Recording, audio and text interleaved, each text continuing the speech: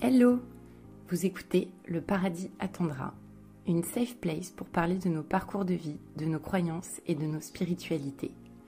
Si vous appréciez ce travail et que vous souhaitez soutenir le podcast, mettez 5 étoiles sur les plateformes d'écoute et parlez-en autour de vous. Ça signifie quoi pour vous, réussir? Dans le film de 1967, Le Lauréat, Dustin Hoffman joue un jeune homme enfermé dans un carcan familial, universitaire, professionnel et même sexuel. Sa vie est toute tracée et il n'aura plus qu'à accomplir les étapes d'une existence prédestinée. Pourtant, un pas de côté, avec la fameuse Mrs. Robinson, va permettre au personnage de s'émanciper de ses injonctions pour faire ses propres choix de vie. Audrey Carsalade a coché toutes les cases. Un travail prestigieux, une belle maison, un futur mariage sous les meilleurs auspices.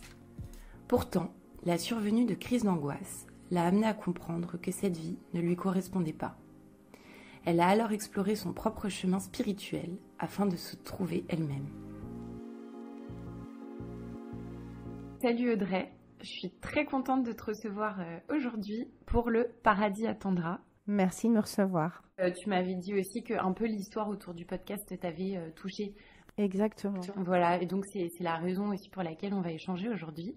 Est-ce que tu peux te présenter en quelques mots, s'il te plaît, nous raconter un peu ce que tu fais, comment tu le fais, voilà, en quelques mots. Bien sûr. Alors donc je suis Audrey Carsalade.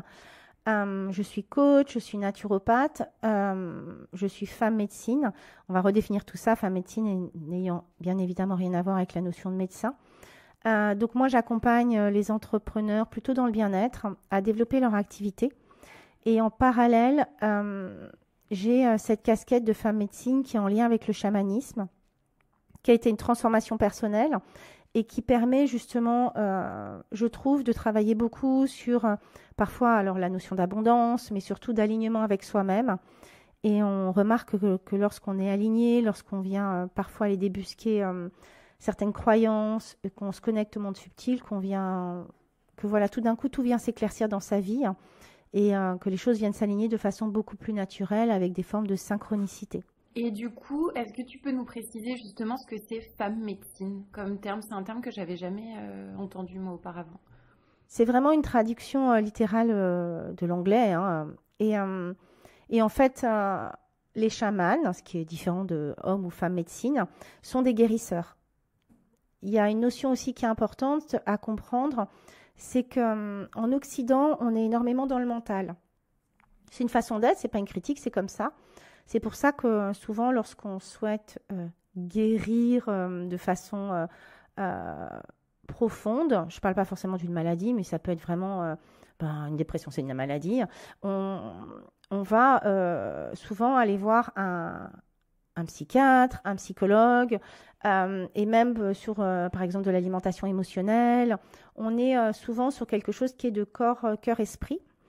Alors que dans d'autres pays qui ont moins cette notion importante du mental, de l'esprit, etc., enfin du mental, on va dire, le chaman suffit à lui-même, parce que le chaman, c'est pas forcément quelqu'un qui parle énormément. En revanche, il voyage entre les mondes, il trouve l'information, il trouve nos parts exilées, on pourra redéfinir ce que c'est, mais en tout cas des parts blessées, qui ont choisi de se cacher dans un coin parce qu'elles sont en souffrance et qu'elles nous empêchent de fonctionner correctement. Donc, on les a mis de côté. Et ce qu'on appelle des recouvrements d'âme, donc aller les chercher, des extractions lorsqu'il y a des émotions à peut-être venir libérer. Mais voilà, eux, ils font un petit peu ce travail tout en un. Chez nous, je trouve que c'est intéressant d'aller travailler à la fois avec un thérapeute, avec un psychologue, et aussi travailler dans le corps avec des thérapies alternatives, avec des femmes et des hommes médecine. Donc, c'est des gens qui pratiquent le chamanisme, à mon sens, qui ont un niveau de connexion affirmé, qui ont un petit peu de bagage, et qui, pour autant, ne vont pas aller se définir comme des chamans. C'est de l'appropriation culturelle, en fait. Oui, c'est ce que je me demandais un peu, ce sujet, effectivement. La question du chamanisme dans la France du XXIe siècle. En fait, c'est vrai que parfois, c'est parfois on prête aux gens le fait de oh là là, c'est de l'appropriation culturelle. Parfois c'est de la maladresse. Parfois c'est de l'appropriation culturelle. Alors en tant que tel, vous pouvez bien vous définir comme vous voulez. Simplement, je trouve qu'il y a une notion de... Enfin, moi, ça m'attriste un peu dans le manque de respect des transmissions, de la sagesse et de tout ce que ça implique. C'est comme si demain, je pratiquais le bouddhisme et que je me disais lama. Voilà, il y a une forme, en fait... déjà, il y a il y a beaucoup d'appelés, peu d'élus. Chaman, c'est vraiment un chemin particulier qui n'est pas forcément glamour. Vous êtes choisi par les esprits, ça demande un gros travail. Et encore une fois, ouais, voilà, c'est peut-être aussi d'aller... il y a une forme de respect par rapport à toutes les transmissions, à toute la sagesse et tout l'enseignement de cette forme de spiritualité. Voilà. Il y a plein de trucs qu'on va pouvoir se dire. On pourra peut-être pas tout aborder, mais en tout cas, voilà, il y a énormément de sujets. Moi, du coup, en général, je commence le podcast en interrogeant un petit peu mes invités, en leur demandant dans quel contexte de croyance ils ont grandi. Ça permet de savoir un petit peu, après, de comprendre l'évolution, enfin voilà, la perception des choses. Avec quelle croyance tu as été élevé, voilà, si tu étais en opposition, en accord, etc. Alors, je dirais que je viens d'une éducation avec du catholicisme en fond, avec cette notion de bien, de mal très présente, et aussi une croyance quand même de l'adulte comme référence. Donc, il y avait une notion un peu de puissance autour de ça. Et assez rapidement, j'ai vu les failles, en fait, de l'adulte. Et donc, du coup, ça a créé une forme de rébellion qui est venue plus tard à l'adolescence. Mais déjà, petite, vers 8-9 ans, il y avait des choses qui venaient grésiller, tu vois. Genre quoi? La sexualité, la féminité, ça, je pense que c'était énorme. Notre rapport au corps, notre rapport à la sexualité aussi. La mère ou la putain, enfin voilà, il y avait un truc assez fort là-dedans. De juste choix binaire. C'est ça. Et de non-dialogue. On n'avait pas accès à des podcasts, on n'avait pas accès à des réseaux sociaux, on n'avait pas accès à Internet, en fait. Et donc on n'avait pas accès à l'info. Et c'est pas dans la bibliothèque où tu allais trouver des choses libérées sur le désir, sur la sexualité, sur le plaisir. Donc voilà, donc ça c'est des croyances qui ont aussi marqué un peu, tu vois, mon enfance. Donc en fait, ce que tu nous expliques, c'est que tu proviens d'un milieu plutôt catholique. Et enfin moi je sais aussi, hein, j'ai une partie de ma famille qui est catholique de Bretagne, etc. Où il y a une espèce de poids hyper lourd sur tout ce qui est un peu péché originel, le corps c'est un peu honteux, voilà. Même, enfin moi je sais que dans ma famille et mes arrière-grand-mères, etc. Même la coquetterie était perçue comme quelque chose de déjà un péché. Même voilà, un peu de maquillage, c'était déjà quelque chose de mal vu. Et c'est vrai que c'est des choses, si on parle aussi, tu sais, on peut parler de transgénéalogie, de choses comme ça, de transmission aussi. Je pense que c'est des croyances qui infusent dans des familles assez fortement. En tout cas, toi, c'était ton cas. Oui, après, il y a déjà, nos parents ont fait au mieux. Avec l'éducation qu'ils ont eue, je trouve qu'il y a eu un bond en avant énorme sur la femme. Il était temps parce on avait une place prépondérante, on a été brûlés et on se réhabilite. Mais je crois que oui, voilà, c'était pas simple à des femmes qui n'avaient pas cette liberté de pouvoir l'expliquer en fait. Donc c'est aussi simple que ça. Et moi, je garde plein de choses très jolies du catholicisme, la notion de bienveillance. Enfin voilà, il y a des choses qui sont très belles. Simplement, j'ai un peu de mal avec cette notion de bien et de mal qui enferme les gens et qui condamne. Alors, en même temps, le prêtre était aussi, j'y repensais la dernière fois, c'était un peu le psychologue à l'époque. Tu pouvais venir te confesser. Ouais, te libérer de ce qui te pesait. Enfin, c'était quand même quelque chose d'assez extraordinaire parce qu'à l'époque, ça n'existait pas en fait. On n'avait pas non plus toute cette liberté de venir se décharger de formes de culpabilité. Alors, c'était avec des jeux où ça lui m'arrive. Ça, il y avait un petit côté punition quand même, punitif. Voilà. Mais quand même, donc je crois que dans chaque chose, il y a des choses chouettes qui vont nous parler et peut-être il y a des choses qui nous parleront moins. Et c'est peut-être la différence entre la religion et la spiritualité, tu vois. Mais je rejette pas en bloc le catholicisme parce qu'il a été une base de construction comme une autre. Et après, je suis pas d'accord avec tout. Mais voilà, ça ne m'empêche pas d'avoir une forme de respect par rapport à cette religion. Hein. Ouais, tout à fait. Non, mais c'est très clair en tout cas. Et du coup, donc par rapport à ces croyances, on va dire un peu concrètes du catholicisme, etc. Est-ce que toi, tu as quand même tiré une croyance un peu plus vaste en Dieu ou pas du tout, justement, où ça t'a fait réfléchir, où tu t'es mise en opposition? Je sais qu'à l'adolescence, il y a beaucoup de gens aussi qui d'un seul coup se disent non, mais en fait, ça c'est pas possible, c'est pas vrai. Enfin voilà. Là, comme ça, je saurais pas quoi te dire. Je pense que ça m'a imprégnée. D'avoir une forme d'ouverture à quelque chose de non palpable. Qu'après, j'ai refermé les portes comme beaucoup de monde à l'adolescence pour rentrer dans le moule, etc. Mais que je crois que ça m'a donné une forme d'ouverture. Moi, je dirais que ça m'a donné une forme d'ouverture. Après, effectivement, il y a certaines choses que j'ai rejetées parce qu'elles ne me parlaient pas. Et c'est aussi ça, hein, la liberté de penser. Hein. C'est expérimenter des choses, voir si elles nous font sens. Et si elles ne le font pas, peut-être les mettre de côté, garder les choses qui nous font davantage sens. Mais je ne sais pas si je pourrais dire que c'est le catholicisme qui m'a emmené, par exemple, au bouddhisme, au chamanisme, tu vois. J'en sais rien. Je pense que c'est davantage... Alors, il y a ça, peut-être, hein, une forme d'ouverture d'esprit par rapport à l'univers, à un Dieu. Alors, on met ce qu'on veut derrière. Mais je dirais que c'est surtout les expériences et les chocs de vie qui m'ont amené à me poser et à ouvrir d'autres portes. D'accord. Je pense que c'est vraiment ça. Hein. C'est un moment, c'est souvent le cas, entre guillemets, malheureusement, c'est quand il nous arrive vraiment un truc qui nous pète à la tronche, qu'à un moment, un choix vient à nous de sombrer ou de voir ça comme une opportunité de mieux se connaître, mieux se comprendre et là d'aller découvrir plein de pépites en nous.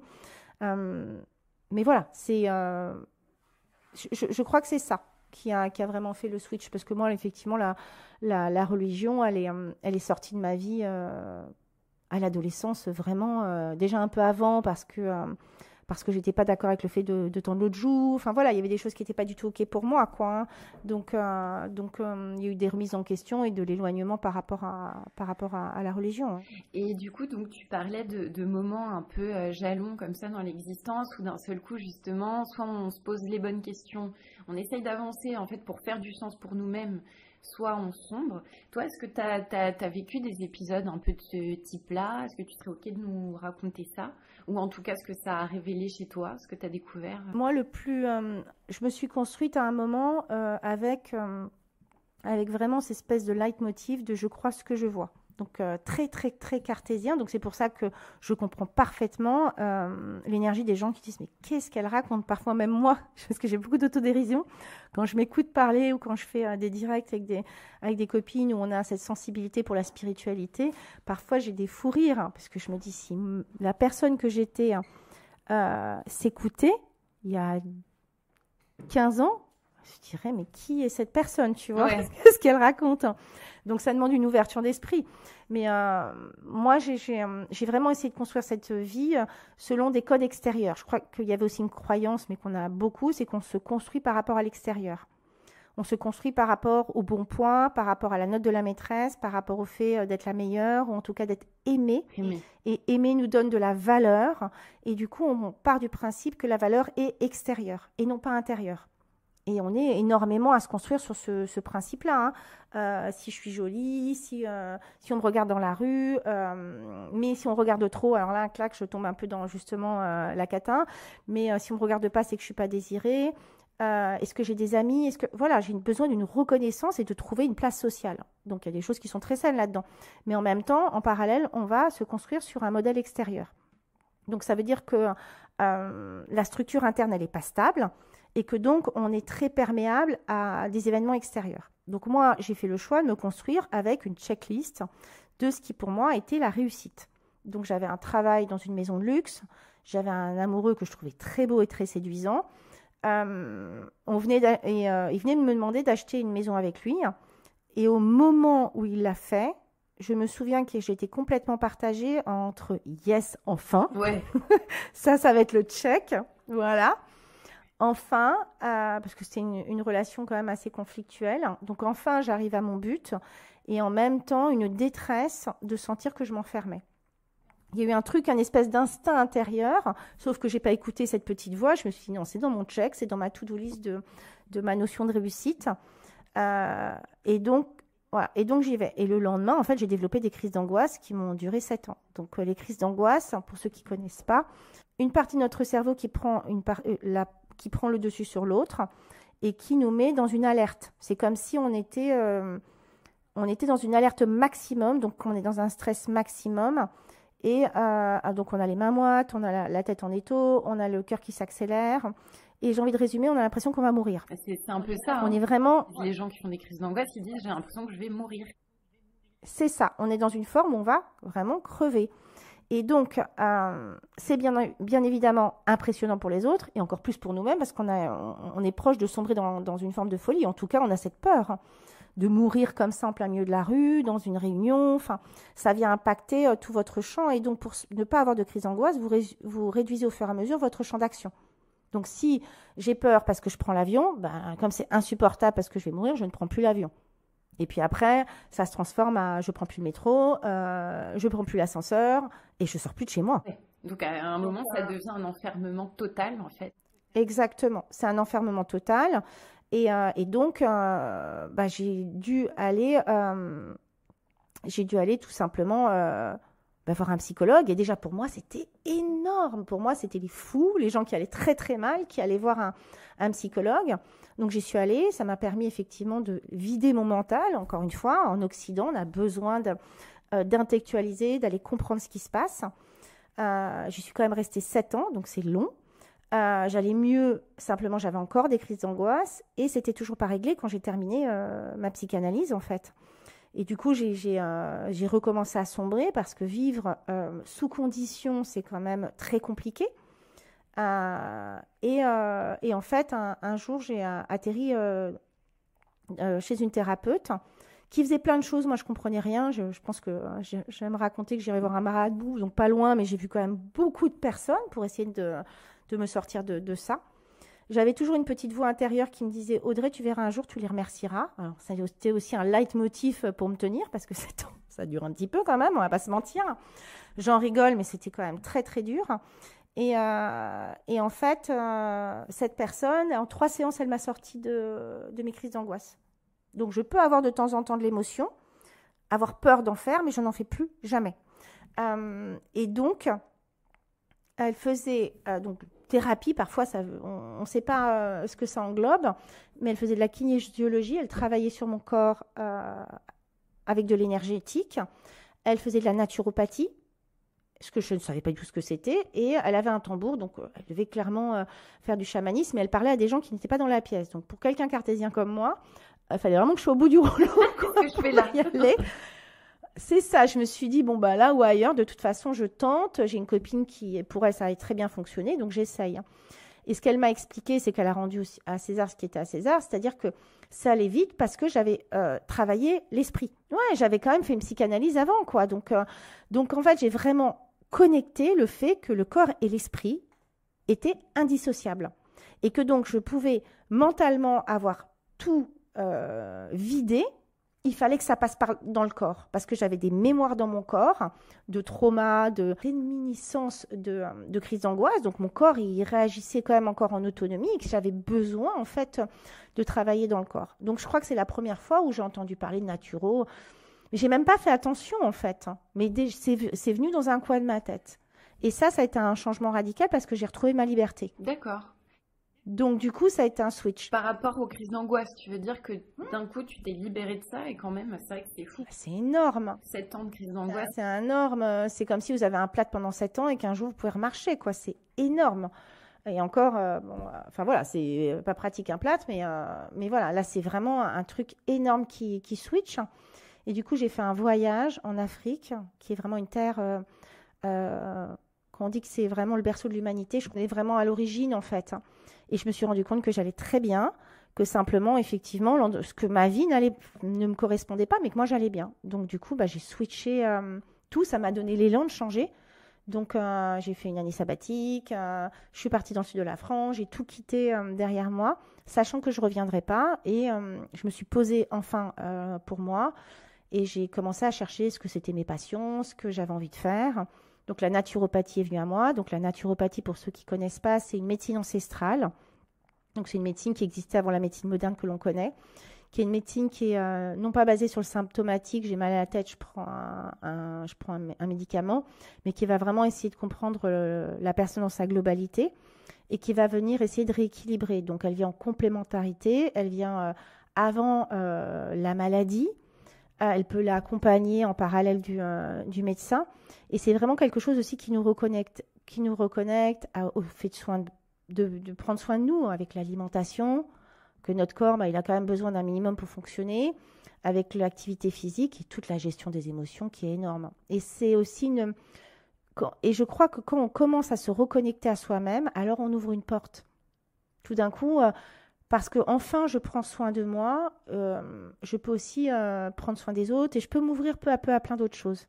Et aussi parce que tu retrouves cette énergie justement de te dire que par exemple même si ta vie ne te convient pas, tu sais que toi tu vas bien, que tu es forte et que donc tu peux prendre les décisions qui sont justes pour toi, j'imagine.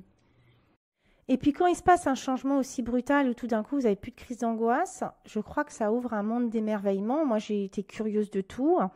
Par hasard, après c'était que des synchronicités, du coup je me suis ouverte à fond. J'ai rencontré, j'étais à une cérémonie bouddhiste pour le Nouvel An tibétain et ce qu'a dit le lama m'a bouleversée. Et j'aimais beaucoup parce que justement, dans ses enseignements, c'était très libre, c'est-à-dire qu'il nous invitait à nous poser.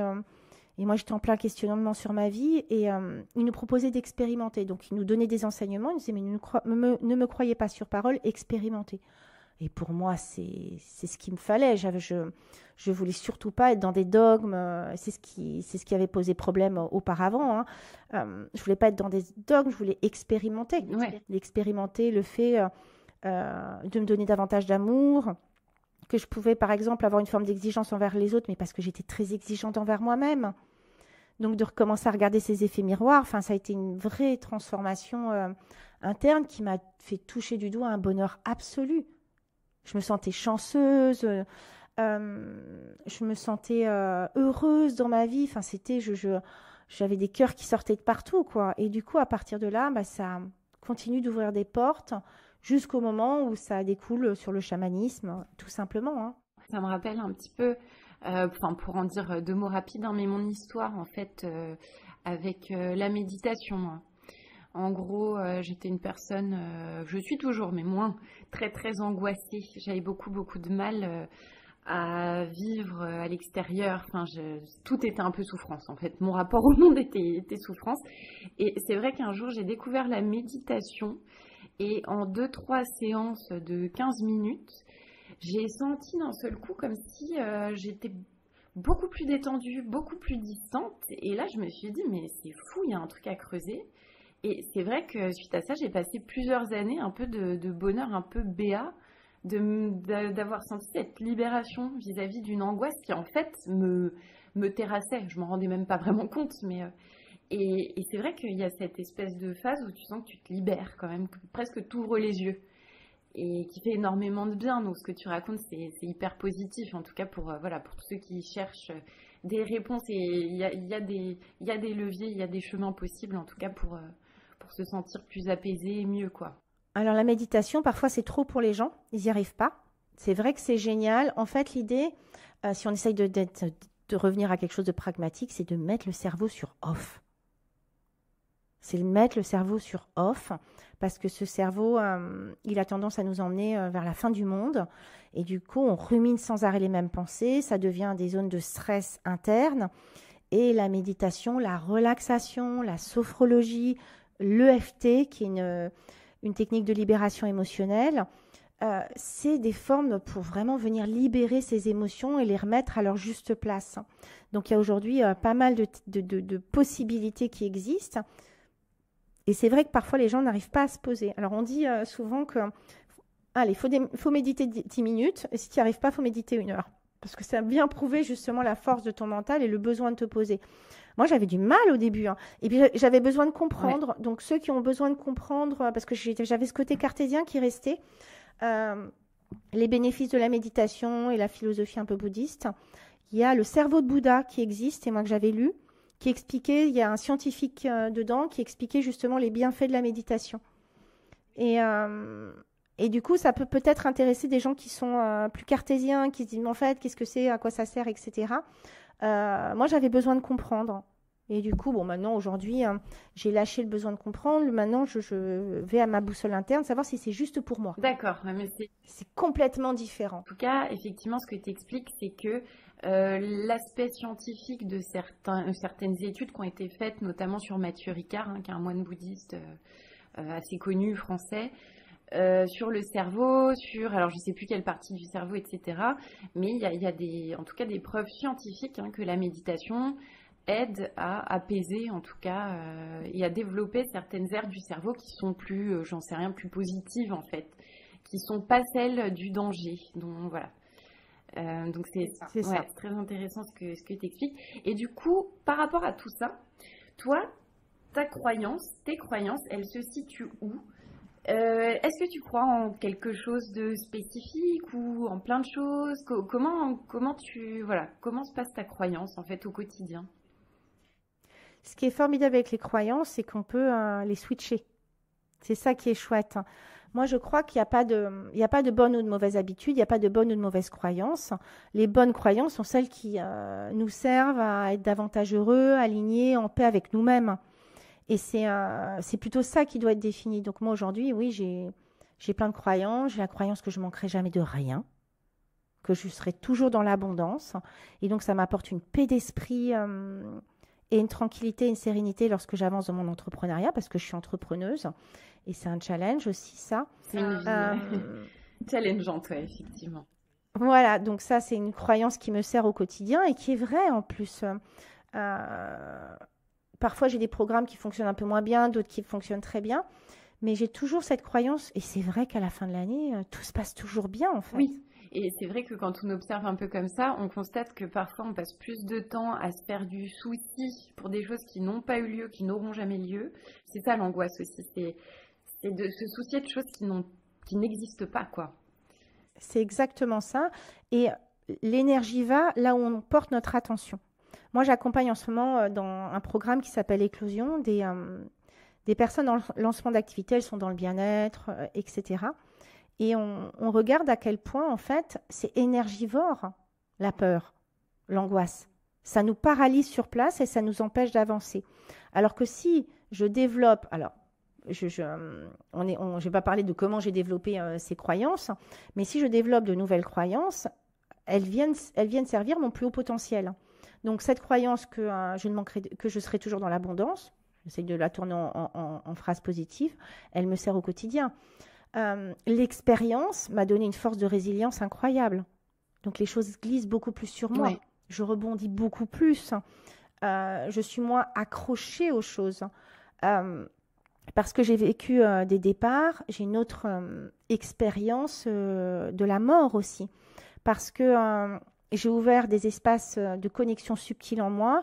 J'ai pu rentrer en connexion avec un ami qui est parti il y a 2 ans. Et Et j'ai pu du coup transmettre des messages parce qu'il est parti brutalement, il a fait une crise cardiaque. D'accord. Et donc j'ai pu transmettre des messages à une personne parce que je me suis dit peut-être que c'est important pour lui, il est quand même parti. C'est pas une maladie longue où on attend parfois de préparer quelque chose. Là, il est parti d'un coup d'un seul. Et donc, moi, ces espaces, ça crée de la magie incroyable en moi, en fait. D'avoir pu rentrer en contact avec lui, d'avoir pu prendre le temps de lui dire au revoir, d'avoir pu prendre le temps de pouvoir faire ma part de colibri, d'aller passer un message pour quelqu'un pour qui, pour lui, c'était important, en fait. Donc, moi, alors c'est l'itinéraire, hein, mais le chamanisme, pour moi, est une voie de révélation directe. Il ouvre vraiment des portes parce qu'on voyage entre les mondes et en sécurité. Moi, j'ai un programme qui s'appelle en ce moment Initiation chamanique parce qu'il y a des gens qui se posent des questions sur leurs dons, qui se posent des questions sur qu'est-ce que c'est le chamanisme. Et du coup, c'est intéressant de le découvrir, juste peut-être même par curiosité, hein, et d'aller ressentir peut-être ces espaces et peut-être à un moment de faire un peu taire le mental. Mais pour moi, ce qui est primordial dans ces espaces, c'est la sécurité. Oui. Moi, les gens me choisissent parce qu'ils savent qu'ils sont en sécurité. Et lorsque je leur transmets certains outils, comme la roue de la médecine qui permet d'ouvrir les espaces, elles les ouvrent avec moi. Une zone de peur et qui est légitime, on ne connaît pas, on n'en a jamais entendu parler. On a complètement occulté cette partie de nous-mêmes, alors que si on va dans des grottes, au temps de la préhistoire, on va retrouver des choses autour de la spiritualité, mais nous, on l'a vraiment mis de côté au profit de la religion ou de rien du tout. Ouais, de rien du tout, ouais. Mais en tout cas, je pense que du coup, il y a une forme de... On est incomplet. Enfin, pour moi, à mon sens, et c'est ça qui peut amener la quête de sens, pourquoi je suis là, dans quelle étagère je me range, et qui parfois nous éloigne de nous-mêmes. Et je crois qu'aussi la magie du chamanisme, c'est qu'elle nous reconnecte au vivant. C'est que tout d'un coup, elle change notre niveau de conscience. Tout d'un coup, on n'est pas écologiste juste parce qu'on est écologiste, mais parce que la forêt a un esprit. Les animaux ont des esprits. Ils sont même nos gardiens dans l'au-delà et nos protecteurs. Donc tout d'un coup, chaque chose, mais c'est transmis aussi dans la philosophie bouddhiste, hein, la fourmi, on ne touche pas une fourmi, etc. Mais comme ça, lorsqu'on n'a déjà pas conscience de soi-même, comment je pourrais avoir conscience d'une fourmi, en fait? Donc ça commence par soi, le changement. C'est qu'à un moment, lorsque je suis bourrée de croyances et d'injonctions hyper dures envers moi-même, comment je pourrais être gentille, hein? Comment je pourrais avoir de la compassion? Comment je pourrais donner du temps aux gens si j'en ai déjà pas pour moi-même? Comment je pourrais, quand on regarde les plus grosses croyances qui font chier pour réussir, ou comment je pourrais dire à ma fille de croire en ses rêves et que les synchronicités vont venir à elle, si moi je suis persuadée qu'ils font chier. Tu vois, et puis il y a une forme de dureté. Moi aujourd'hui, j'observe aussi, j'avais une ancienne boss qui était très très dure et très très exigeante. Elle n'était jamais satisfaite. Mais pourquoi? Parce qu'elle n'était jamais satisfaite d'elle-même. Oui, qu'elle était exigeante autant envers elle-même qu'envers les autres, quoi. Qu'elle l'était encore plus. Et quand je redécoupe sa façon de fonctionner, c'est une forme d'angoisse permanente. Et du coup, qui redécoule on pourrait parler de management, mais qui redécoule du coup sur les autres. Donc pour revenir à cette histoire de croyances, je me nourris de croyances qui m'aident. J'aime pas dire la meilleure version de moi-même, ça veut rien dire, mais dans mon plus haut potentiel, qui je suis lorsque je m'aime, parce que j'ai vraiment appris à m'aimer. Et si on me demande est-ce que tu t'aimes, Audrey, la réponse est oui. Qui n'a rien à voir avec une forme d'ego, mais j'ai vraiment appris à embrasser chaque partie de moi-même, à avoir de la tendresse pour mes parts blessées, pour mes traumas, pour toute la résilience dont j'ai fait preuve. Et du coup, c'est une espèce de cercle vertueux, parce que je me pardonne, parce que je pardonne à l'autre. Alors, je peux glisser plus facilement et je suis moins attachée. Les bouddhistes parlent de l'attachement. Je suis moins attachée aux choses, attachée aux expériences. Elles me servent de leçon, au pire, d'enseignement toujours, mais ça glisse. Et j'ai envie de dire, on a tous été fous amoureux de quelqu'un et on a tous été très déçus. On a tous eu un premier amour. Et au final, on s'en est remis. Oui. Et moi, ça a été une de mes plus grandes expériences quand j'étais pas du tout connectée. Un jour, donc j'ai eu mon premier amour. Et des années plus tard, j'ai mis des années à l'oublier. Et après, j'ai rencontré quelqu'un d'autre et j'étais vraiment éperdument amoureuse. Et un jour, on s'est croisés dans un bar un soir. Et il s'est assis en face de moi. Il m'a dit, oui, on s'est rencontrés. C'est vrai, on avait 16 ans, on était très jeunes. On avait besoin de vivre nos expériences, mais je sais qu'un jour, on se retrouvera. Et là, les bras m'en sont tombés parce que je me suis dit, oh, cette personne, j'ai mis des années à l'oublier. Et aujourd'hui, je préfère me couper évidemment, c'est une expression, couper un bras plutôt que retourner avec lui. Et là, ça a switché en moi et je me suis dit, ok, Audrey, à partir de ce moment-là, tu comprends quelque chose, tu te remets de tout. Ouais, c'est clair. Tu te remettras de tout et tu peux te servir de ce qui s'est passé comme expérience pour pas recommencer, pour comprendre ce qui s'est passé sur toi-même. Et moi, cette expérience m'a permis de switcher beaucoup plus rapidement sur plein d'autres choses derrière. Donc, on a tous des expériences pas sympathiques, douloureuses, traumatisantes.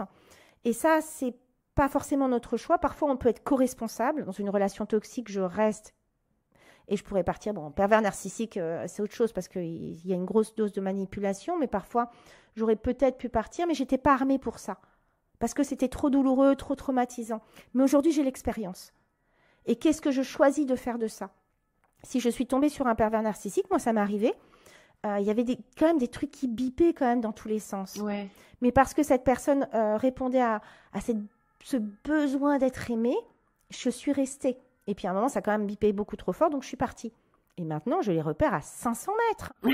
C'est bien, c'est pratique, un radar à pervers narcissique. Oui, et plein d'autres choses comme ça. Ça vient grésiller. Sauf que souvent, on n'écoute pas sa voix intérieure, on ne se fait pas confiance, on ne croit pas en soi. On pense qu'on ne mérite pas mieux. Et j'ai cette boussole intérieure. Est-ce que c'est pas OK? Ah tiens, là, je sens que ça grésille. Hein. Et ça grésille pourquoi? Parce que j'ai peur. Parce que je me dis que c'est trop pour moi et que ça me fait peur. Et moi, ça m'arrive. Hein. Parfois, je suis submergée par mes émotions. Ou est-ce que c'est pas OK pour moi? Et comment je fais la différence? En apprenant à se connaître. Et il y a plein d'outils aujourd'hui, plein de choses. Et le chamanisme travaille sur la puissance personnelle. Moi, je trouve que c'est la voie royale pour travailler sur son intégrité, sa puissance personnelle. C'est énorme. Ça vient nous recentrer. Je trouve vraiment le chamanisme fabuleux. Hein. Je reconnais. Non, mais c'est cool, c'est très intéressant. Du coup, est-ce qu'on peut en savoir juste un tout petit peu plus concernant les pratiques chamaniques, justement, qui permettent un peu de s'empouvoirer, comme on dirait, pour faire un néologisme qui font que justement on est peut-être mieux ancré dans notre corps, on se sent plus responsable de notre vie, etc. Il y a des aspects au chamanisme comme ça qui développent cet angle. Alors le chamanisme, déjà aussi ce qui est intéressant, parce que j'ai rencontré une personne qui a fait le lien. Finalement, lui, il s'est formé donc il s'appelle C. Michael Smith. Je l'ai interviewé dans un de mes podcasts. Le dernier, non? C'était pas le dernier épisode, justement? C'est le dernier, c'est Michael, c'est le dernier. Et donc, il est psychologue clinicien de la méthode Jung, et il fait le lien entre le chamanisme et finalement la psychologie jungienne. Pardon, le nom m'échappe, mais je ne vais pas dire n'importe quoi.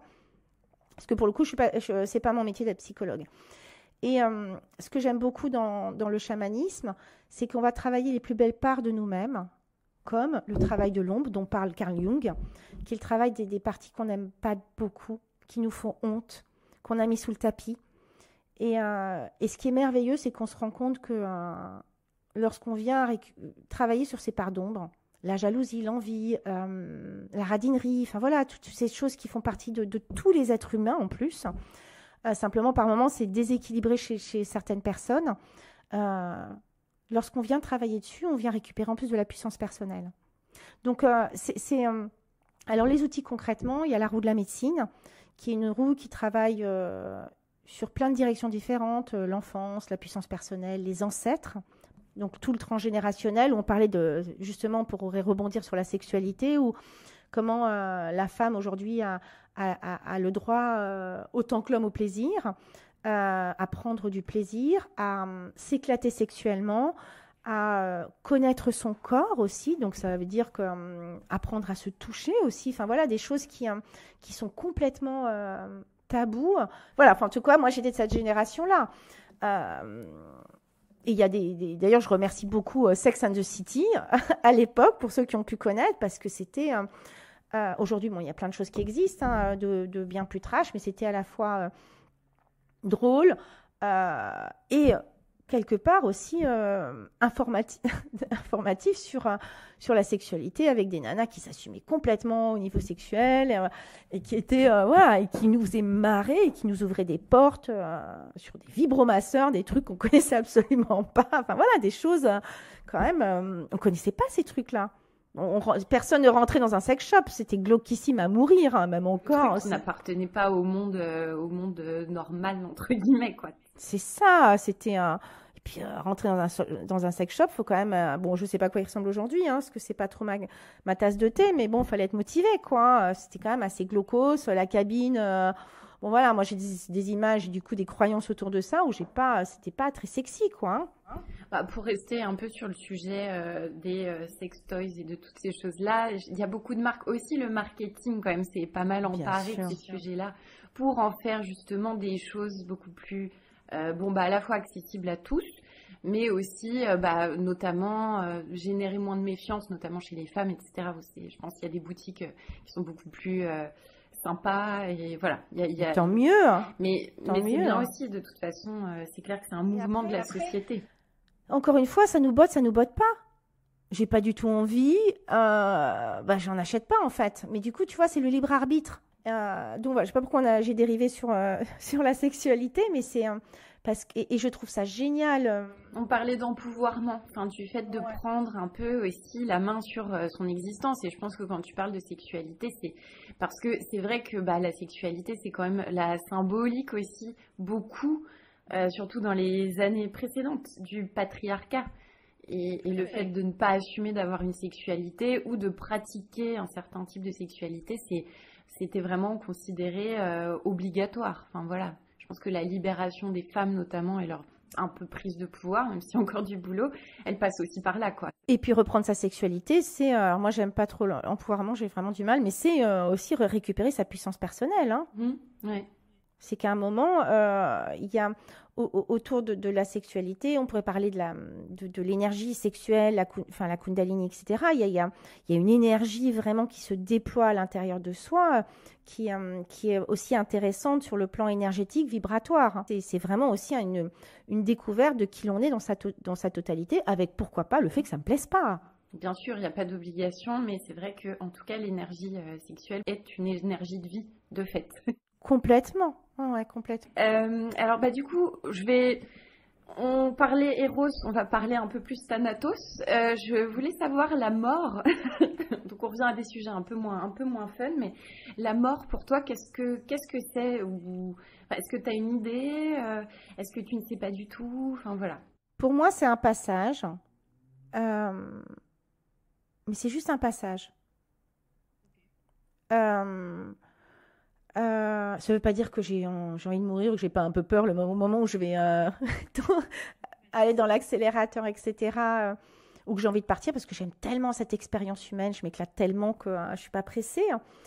Mais en tout cas, pour les personnes qui sont parties et pour avoir expérimenté des sorties de corps... Ah oui, tu as fait ces expériences-là aussi. Ouais, il y a tout d'un coup, justement, ces ruminations qui s'arrêtent. Et juste cette paix incroyable et cette tranquillité et ce bonheur absolu. C'est parfois d'ailleurs toute la problématique des gens qui sont très branchés spiritualité, c'est que c'est tellement notre âme, elle a qu'une seule envie, c'est de retourner là-haut, c'est la paix, et du coup on peut être un peu perché parce que c'est quelque chose de vraiment... En tout cas, moi, c'est ma vision. Hein. Je crois que c'est ma vision couplée à mon expérimentation. Donc, c'est encore là que les gens qui nous écoutent expérimentent par eux-mêmes. Et du coup, pour être rentrée en connexion avec des défunts, du coup, j'ai une autre lecture. Ça ne m'a pas empêché de pleurer pendant 6 mois ma chienne qui est partie, comme mon meilleur ami. Voilà. Mais aujourd'hui, je me dire qu'aujourd'hui, il est un de mes guides, et qu'il est présent, et peut-être sans toutes les croyances et les bullshit qu'il avait à l'époque, mais qu'il reste que c'est la pure essence de lui-même, et que je n'ai qu'à l'appeler pour qu'il soit là, et qu'il est toujours là, et qu'il sera toujours présent pour moi. Il y a une forme de paix qui peut s'installer. Ce qui est problématique, c'est qu'on est humain et qu'on a une notion d'attachement.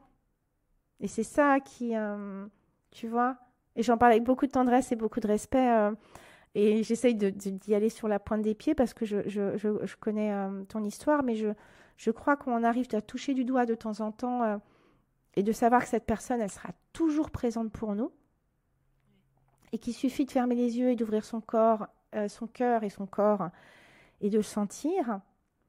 Je crois qu'il y a quelque chose de merveilleux. Et pour la petite blague, de dire en plus, bon, il n'aura pas ces vieilles habitudes qui finalement ne plaisaient pas trop à l'époque. Bon, ça, c'est pour faire la touche d'humour. Il y a les bons côtés sans les mauvais, quoi. Voilà. Non, mais c'est très fort ce que tu dis. Et c'est vrai que, alors je ne sais pas si c'est forcément des notions d'énergétique ou de choses comme ça.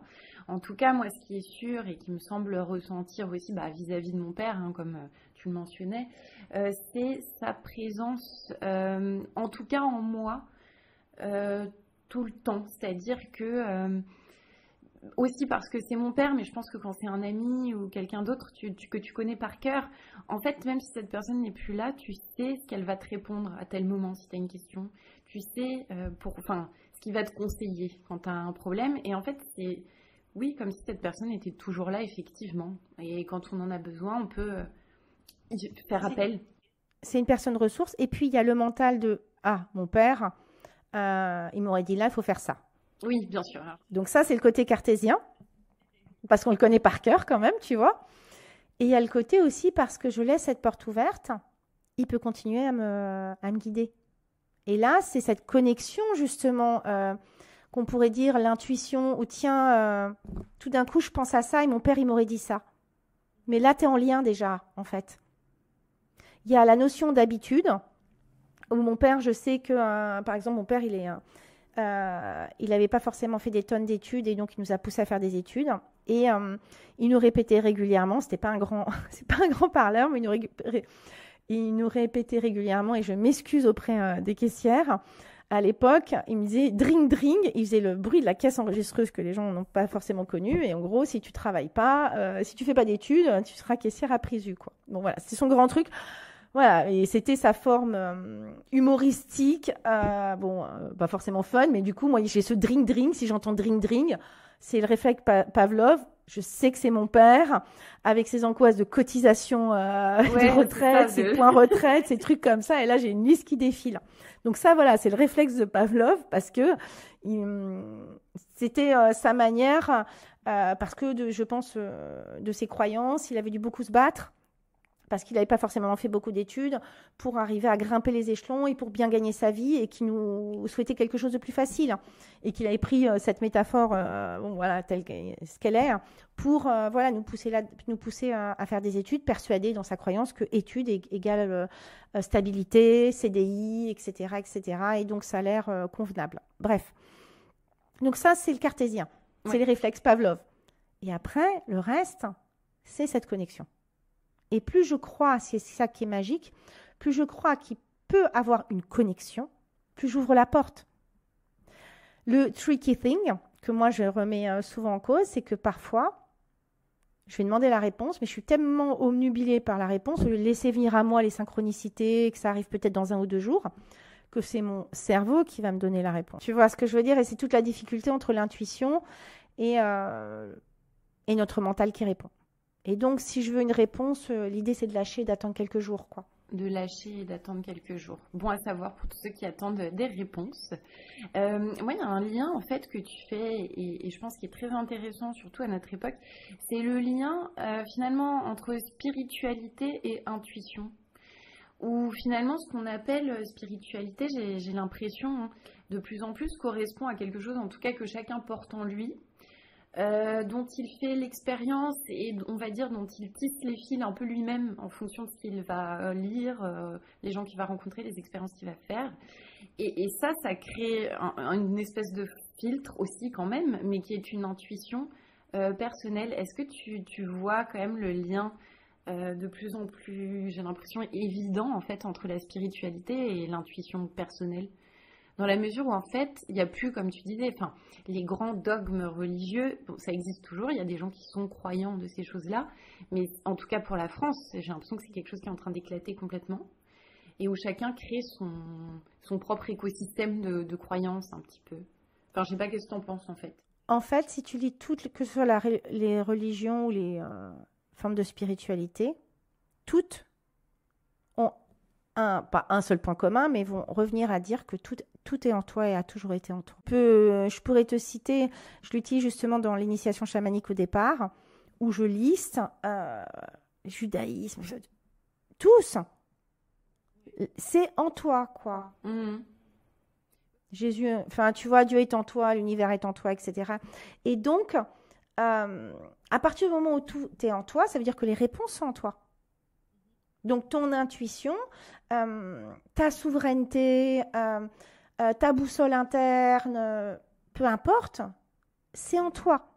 Et ce que j'aime beaucoup dans la spiritualité, c'est que justement, elle rejoint à connecter à quelque chose de plus grand, l'univers, Dieu, tu mets ce que tu veux autour, et elle te relie à une forme de source. Et après, elle est très personnelle. Oui, c'est ça. Tu vois, et c'est ça que j'aime beaucoup, c'est que tu vas rencontrer quelqu'un qui va te parler, tu vas récupérer un bout de ça. Et tu vas récupérer, moi, ma spiritualité, elle a un mélange sûrement un petit peu de catholicisme. Il doit sûrement m'en rester un petit peu, tu vois. En tout cas, c'est possible. De bouddhisme, de chamanisme, de lecture que j'ai pu faire et de croyances que j'ai pu développer et d'expériences. J'aime beaucoup le bouddhisme et le chamanisme, on parlait de la même chose, c'est l'expérimentation. Tu expérimentes. Et aujourd'hui, d'ailleurs, grâce à cette expérimentation, je peux comprendre le pardon. Ouais. Et je peux commencer à entendre le catholicisme qui dit « tends l'autre joue ». Tu vois, parce que j'ai poussé ailleurs que, oui, quand ton ennemi fait du mal, tends l'autre joue, moi qui me dis « attends, plein délire, quoi », tu vois, avec cette notion de qui est cette personne et dans quel état est son cœur, que pour moi, on a tous un cœur merveilleux à la base, après il est entaché de croyances, de blessures et qui nous pousse parfois à agir de façon... Mais dans quel état le cœur de cette personne pour qu'il puisse agir ainsi, penser ainsi. Et donc, si tu arrives encore à monter d'un cran, je ne dis pas que je tends l'autre joue. Hein.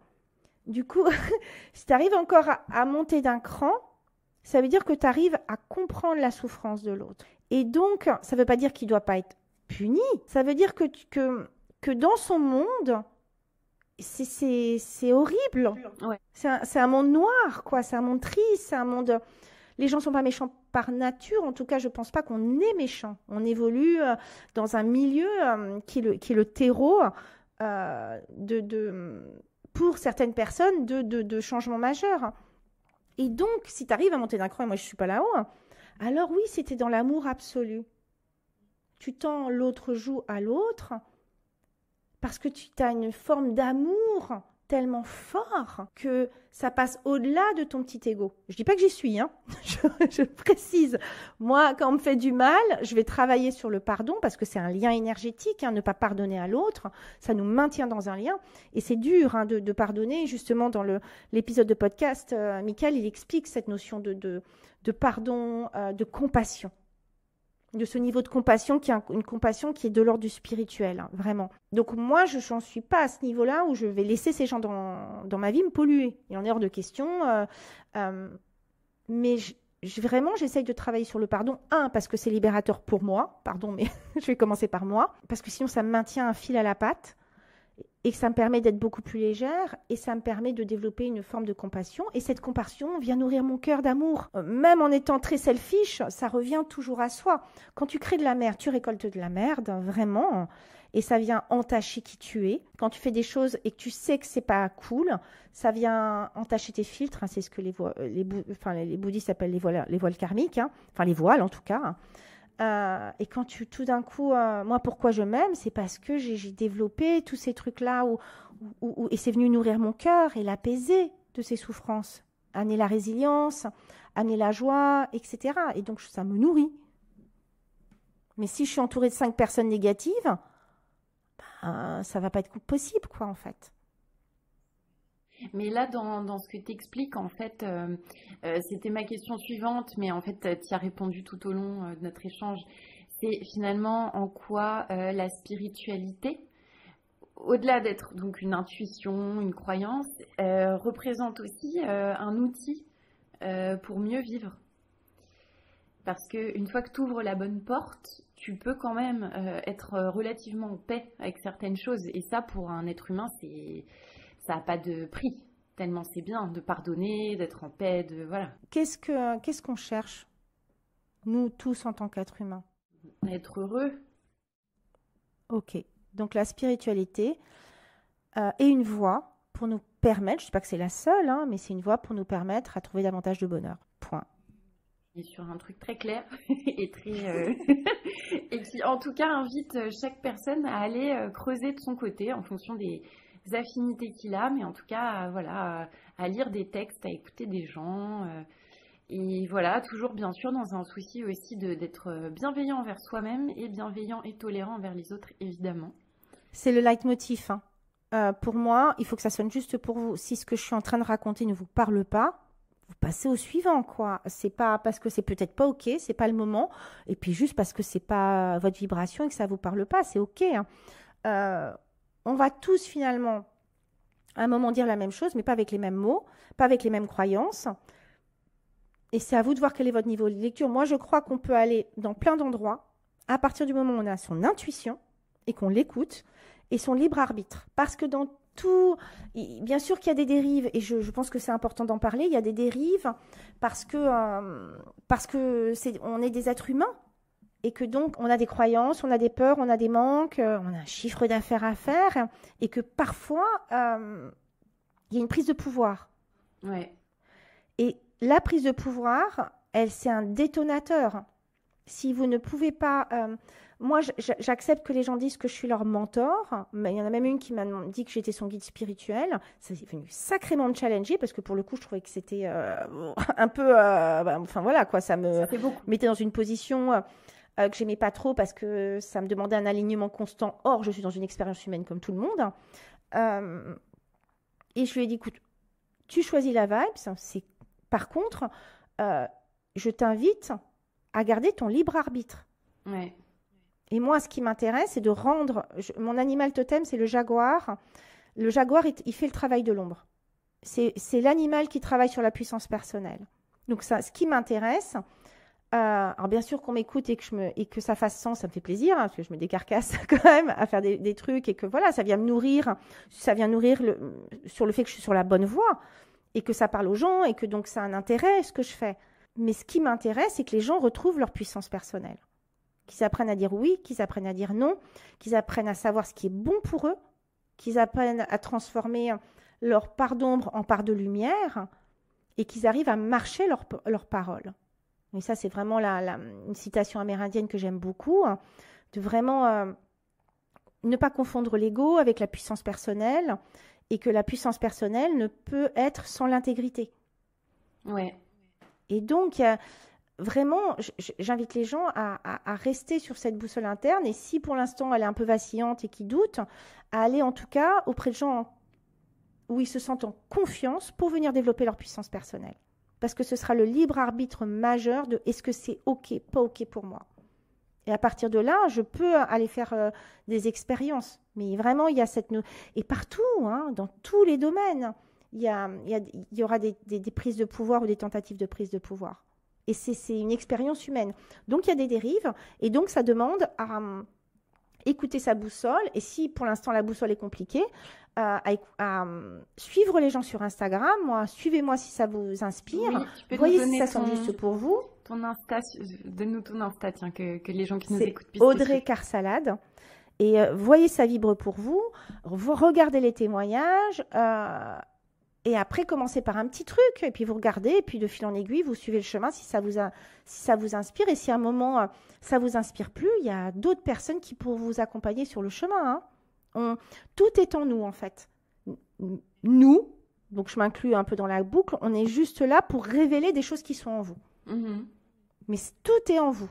C'est hyper juste et c'est vrai que c'est important que tu rappelles quand même que, évidemment, le monde spirituel actuellement, il y a beaucoup de choses qui se passent. Du coup, il y a beaucoup d'acteurs aussi qui sont là. Il y a aussi des dérives et qu'il faut, quand on entame des démarches un peu de recherche comme ça sur nos croyances, etc., avoir quand même une base relativement solide de nos valeurs, de ce qui nous fonde et des choses qui comptent pour nous ou non, pour pouvoir aussi mettre certaines limites, parce que malheureusement, on entend aussi des situations qui sont très border. Voilà. Pour moi, il y a l'intégrité de la personne et sa capacité à tenir l'espace. À tenir l'espace, mais c'est pour n'importe qui, que si vous êtes débordé par les émotions, votre thérapeute ne soit pas complètement décontenancé en face. Et donc, ça veut dire aussi tenir dans les espaces subtils. Moi, ce que je propose, c'est parce que je tiens l'espace et je sais qu'il ne se passera rien à l'intérieur. Parce que les gens peuvent prendre peur. Le plus grand problème, c'est la peur. Parce que la peur, elle attire la peur. Et voilà. Donc, on travaille à sécuriser les espaces. C'est la base. Sécuriser les espaces. Et donc, il y a deux lecteurs. C'est ce que la personne, vous sentez en sécurité et est-ce que vous la sentez dans sa puissance personnelle et dans son intégrité. Et la troisième chose, c'est est-ce que ça vous parle, ce qu'elle raconte et ce qu'elle propose. Et bien évidemment. Très bien. En tout cas, ce triptyque qui nous permet aussi de savoir comment pouvoir avancer sur ces sujets-là sans se mettre non plus en danger. Moi, j'avais une toute dernière question qui sera très rapide parce qu'on arrive bientôt à la fin du podcast. Moi, je voulais savoir si tu pouvais nous donner un ou deux petits conseils très rapides pour une personne qui traverse justement un moment de doute, un deuil, une période difficile. Voilà, qu'est-ce que tu pourrais recommander à cette personne de lire, de faire, voilà. Quelle serait l'une des premières choses que cette personne pourrait mettre en place? Déjà, la première chose, c'est je dirais, de ne pas refouler les émotions. Parce que bien évidemment que le départ d'un proche, une situation traumatisante, c'est un choc et ça a besoin d'être libéré et qu'il n'y a rien de pire que les émotions qui sont refoulées, ça fait des exilés, donc des parts de nous-mêmes non autorisées et après ça a des conséquences dans tous les domaines de notre vie, dans nos relations amicales, intimes, dans notre travail, enfin voilà. Donc la première chose, je dirais, est de se faire accompagner à venir libérer ses émotions. Mais vraiment, surtout pas de les refouler. Vraiment, voilà, il y a quelque chose de venir libérer ses émotions parce qu'elles existent, elles sont présentes, elles sont OK, elles sont normales. Et parfois, elles nécessitent un accompagnement. Et on a le droit de pleurer, en fait. C'est complètement OK. Un homme ou une femme. Et je crois que vraiment, parce que sinon, c'est un détonateur, enfin, c'est une bombe à retardement. Donc, il y a vraiment ça, d'accueillir vraiment ces émotions avec toute la vulnérabilité que ça comporte. Ça, c'est la première chose. Et la deuxième chose, commencer à avancer sur ce chemin. Et puis, à un moment, de voir comment on peut transmuter ça.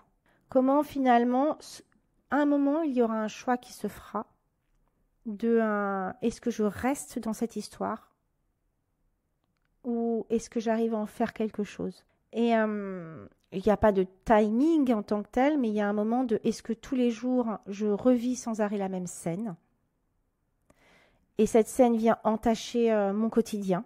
Ou est-ce que je peux avoir un degré de voir ce que cet événement m'a appris sur moi-même, m'a appris sur ma résilience. Enfin, voilà, il y a plein de choses, m'a appris sur moi-même et comment du coup ça devient une puissance personnelle. Moi, j'ai eu des traumas profonds et à un moment, je disais dans une ancienne interview, moi, aujourd'hui, je suis un phénix. On m'a tellement fait de choses, qu'est-ce que tu veux qu'on me fasse, quoi. Donc bon, ça c'est la version un peu black and black d'Amy Whitehouse. Mais j'ai 50 médailles accrochées à mon gilet. Parce que chaque événement, je ne dis pas que je les ai transcendés en 2 minutes, je ne suis pas du tout en train de dire ça. C'est une puissance personnelle que j'ai développée incroyable. Et souvent, j'ai ce retour de « Oh, toi, tu as confiance en toi, etc. » Mais ces expériences m'ont aidée à comprendre que j'avais beaucoup plus de puissance que je ne pensais, beaucoup plus de capacité de résilience, beaucoup plus de capacité à rebondir. Donc ces expériences m'ont permis de devenir la personne que je suis aujourd'hui.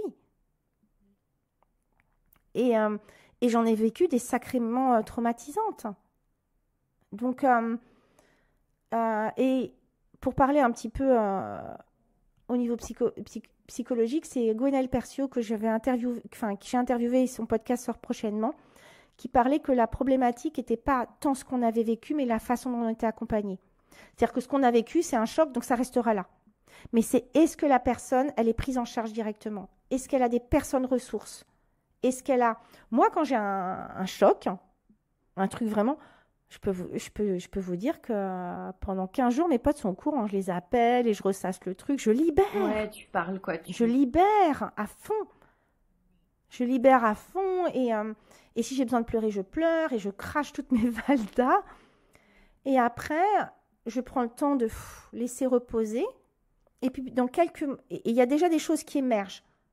De choses que la personne m'a apprises, m'a transmises, etc. Et dans quelques mois, ça deviendra une puissance personnelle. Je comprendrai l'enseignement.